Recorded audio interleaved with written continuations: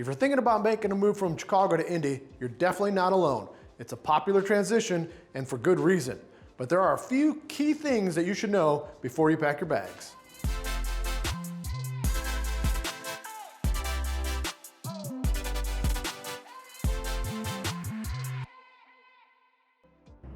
Like many of you, I've spent plenty of time in and around the Windy City. Born in Chicago in 1971, I made the move to Indianapolis back in 1995. And while it's been one of the best decisions of my life, there were definitely a few surprises along the way. Today, I'm going to share with you some of those so that you can be prepared for life in the Circle City. First up, the sports scene. Say goodbye to easily catching your favorite Chicago teams on TV. Unless you have a cable or sports package, you'll mostly be cheering on Indy's home teams. We're all about the Colts for football and the Pacers for basketball, so no Bears and no Bulls. Baseball fans here tend to root for the Cincinnati Reds since we don't have a major team.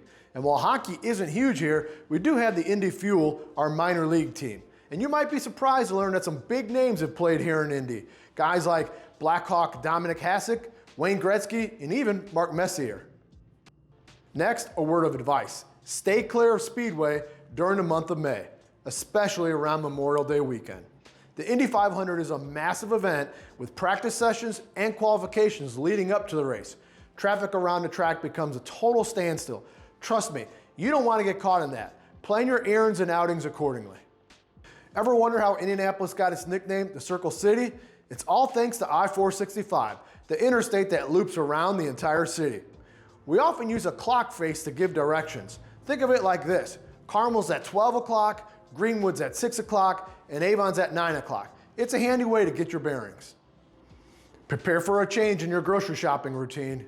You won't find the similar Jewel, Osco, Strax, Mariano's here. Instead, the major players are Kroger, Meijer, Walmart, and my favorite, Costco. They have a wide selection of products, and in my experience, the prices tend to be a little bit lower than in Chicago. If you're a fan of those small, family-owned butcher shops or bakeries, you might find them a little bit harder to come by here in Indy.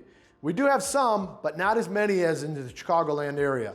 And because there's less competition, prices can tend to be a little bit higher on these things. But hey, the quality is usually top-notch if you're willing to splurge.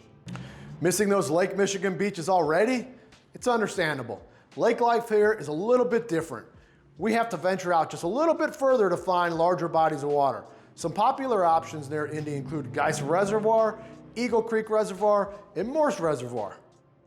If you're looking for our biggest lake, that would be Lake Monroe, and it's about an hour south of Indy in Bloomington. Hey, good news for my fellow car enthusiasts. We don't have emission testings here in the Indianapolis area. So if you've got a modern muscle car, a classic car, or a hot rod, feel free to cruise without those restrictions. On the flip side, you might encounter some older vehicles, mainly pickup trucks, on the road. And let's just say that they might leave a bit of a smoky trail and they tend to be a little bit loud. Families with kids, take note on this next one. The school year schedule here works a little bit different than what you may be used to. Most schools here follow what's called a balanced calendar. This means shorter summer breaks, usually only around 8 weeks, and more frequent, shorter breaks during the school year.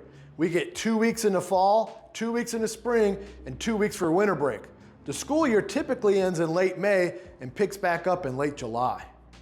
Now this can present some challenges for childcare, especially if both parents work.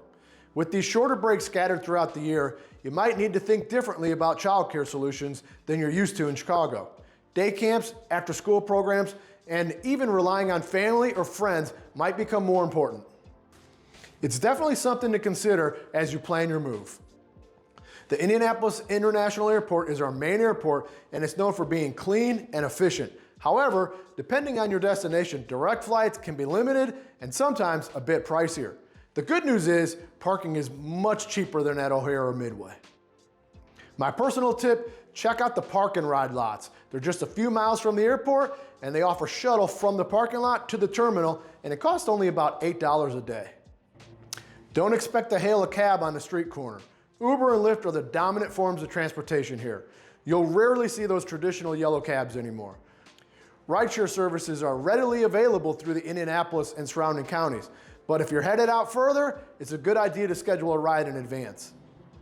These are just a few of the differences you might notice between Chicago and Indianapolis.